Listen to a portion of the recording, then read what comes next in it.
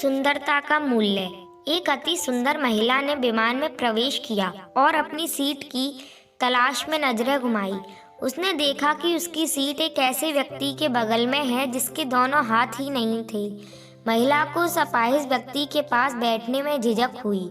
उस सुंदर महिला ने एयर होस्टेस से कहा, मैं इस सीट पर सुविधापूर्वक यात्रा नहीं कर पाऊंगी क्योंकि साथ की सीट पर जो व्यक्ति बैठा हुआ है उसके दोनों हाथ नहीं हैं। उस सुंदर महिला ने एयर होस्टेस से सीट बदलने हेतु आग्रह किया।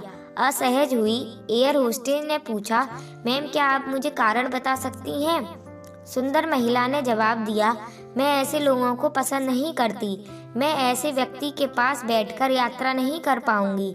दिखने में पढ़ी लिखी और विनम्र प्रतीत होने वाली महिला की यह बात सुनकर एयर होस्टेस अचंभित हो गई। महिला ने एक बार फिर एयर होस्टेस से जोर देकर कहा कि मैं उस सीट पर नहीं बैठ सकती, मुझे कोई दूसरी सीट दे दी जाए। एयर होस्टेस ने खाली सीट की तलाश में चारों ओर नजर घुमाई पर कोई भी सीट खाली नहीं दिखी।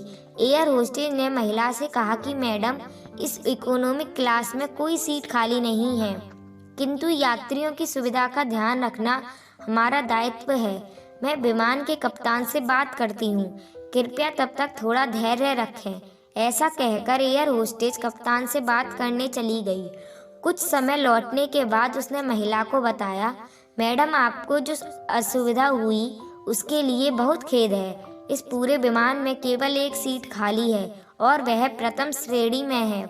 मैंने हमारी टीम से बात की है और हमने एक असाधारण निर्णय लिया।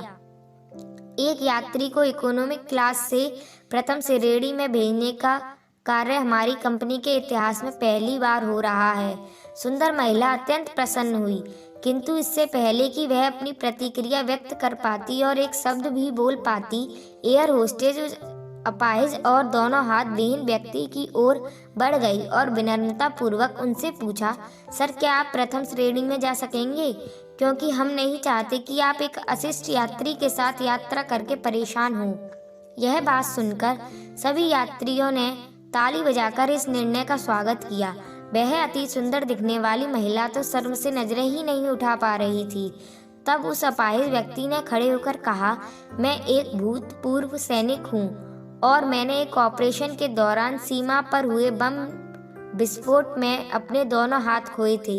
सबसे पहले जब मैंने इस देवी की चर्चा सुनी तब मैं सोच रहा था कि मैंने भी किन लोगों की सुरक्षा के लिए अपनी जान जोखिम में डाली और अपने हाथ खोए, लेकिन जब आप सभी की प्रतिक्रिया देखी तो अब अपने आप पर गर्व महसूस हो रहा है कि मैंने अपने देश और देशवासियों के खातिर अपने दोनों हाथ खोए। और इतना कहकर वह प्रथम श्रेणी में चले गई। सुंदर महिला पूरी तरह से शर्मिंदा होकर सर झुकाए सीट पर बैठ गई। अगर विचारों में उदारता नहीं है तो ऐसी सुंदरता का कोई मूल्य नहीं है।